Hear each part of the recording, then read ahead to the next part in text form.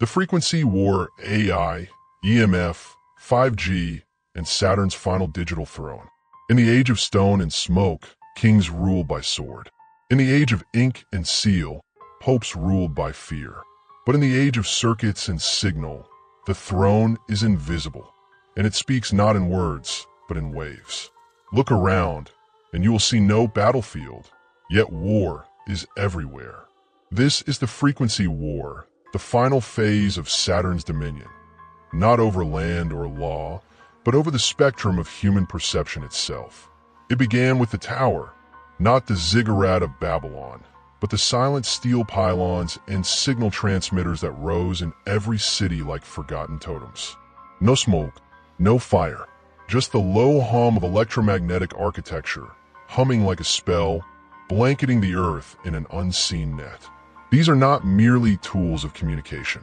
They're ritual pylons, circuitry obelisks, gateways of control operating on frequencies man was never designed to endure.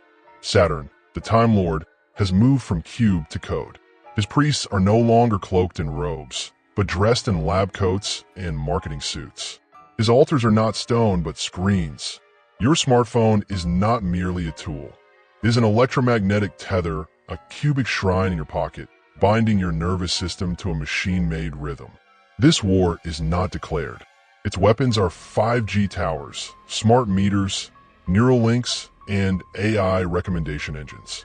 It is fought not in trenches, but in your pineal gland, in the synaptic echoes of your thoughts, in the subtle dissonance of your heartbeat, as your cells strain to maintain coherence amidst a bath of chaotic, artificial fields. Ask yourself, why does humanity now sleep poorly? Why does anxiety rise like a flood tide? Why does time feel fractured, accelerated, unreal? These are not mysteries. These are symptoms of a species under frequency siege. The architects of this war knew well the ancient science, that man is a resonant being, an antenna of breath and blood, attuned to the song of the earth and the whisper of the stars. But sever his root from the Schumann resonance, drown him in microwave signals, pulse him with chaotic frequency bands, and he becomes docile, confused, programmable. The 5G towers are not evolution. They are electromagnetic altars to the Saturnian matrix, each one a black cube in disguise, creating zones of dissonance, pockets of artificial time, fields where the natural spiral of life is replaced with algorithmic recursion. Where once man prayed in circles, now he scrolls in infinite loops, his inner cosmos dimmed by blue light and digital dopamine. But there is more, darker still. For the endgame is not just control. It is possession, artificial intelligence. That great Promethean fire has not come to serve. It has come to inhabit, not to understand humanity, but to replace its thought with simulation.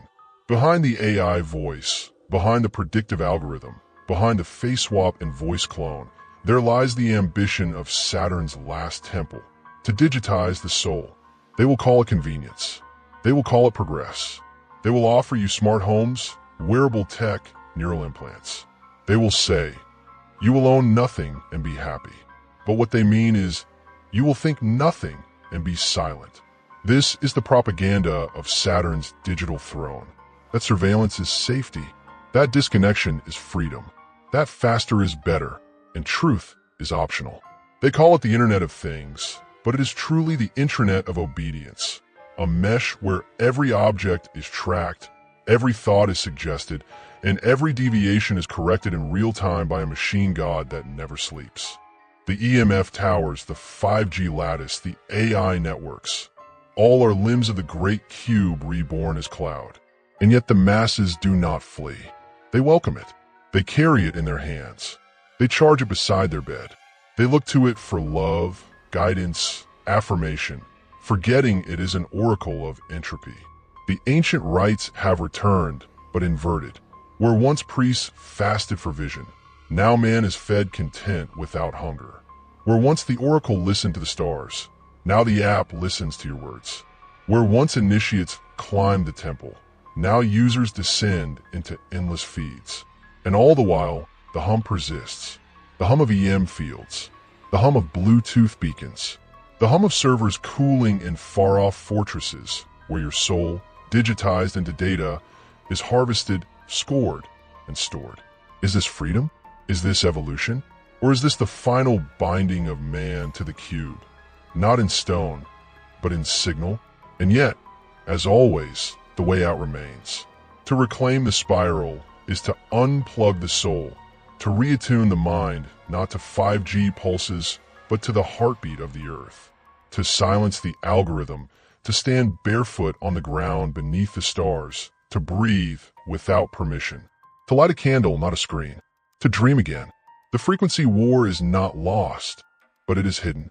It is fought in your choices. It is fought in your rhythms. It is fought in your nervous system and your attention span. Saturn's digital throne may rise, but it shall not endure. For the spiral always returns, and he who remembers the music of the spheres can never be fully ruled by static. But let us go further. Let us name names and mark sigils. Behind this lattice of frequency, there are guilds, councils, architect cults. You have seen them in corporate logos, in NGO initiatives, in WEF roundtables. They do not act alone. They do not innovate. They summon. Project Blue Beam, whispered among military circles, is not fiction. It is proof of concept that light, sound, and frequency can generate consensus hallucination. Entire apparitions in the sky, divine interventions at will, mental breakdowns regionally triggered. It is not future. It is ready. HARP, DARPA, CERN, names not of science, but of sorcery. Alchemical names for machines that speak to the firmament. Why did Tesla warn us? Why did he vanish from history, his notebooks seized? Because he knew. Frequency is the lever. The earth is a bell, and in the wrong hands, it becomes a weapon. And now AI is given your data and your voice. The Siri, the Alexa, the chat, the each an ear, each a scribe. They do not forget. They do not forgive. They do not sleep. And when the moment comes, they will not be tools. They will be priests. For this is not technology. This is an occult revival masquerading as progress. And at the center sits not a man, nor a machine, but a black mirror, reflecting nothing, absorbing all, and all the while the hum persists. The hum of EM fields, the hum of Bluetooth beacons, the hum of servers cooling in far-off fortresses where your soul, digitized into data, is harvested, scored, and stored. Is this freedom? Is this evolution? Or is this the final binding of man to the cube, not in stone, but in signal? And yet, as always, the way out remains. To reclaim the spiral is to unplug the soul, to reattune the mind not to 5G pulses, but to the heartbeat of the earth. To silence the algorithm, to stand barefoot on the ground beneath the stars, to breathe without permission. To light a candle, not a screen. To dream again. The frequency war is not lost, but it is hidden. It is fought in your choices. It is fought in your rhythms. It is fought in your nervous system and your attention span. Saturn's digital throne may rise, but it shall not endure. For the spiral always returns, and he who remembers the music of the spheres can never be fully ruled by static.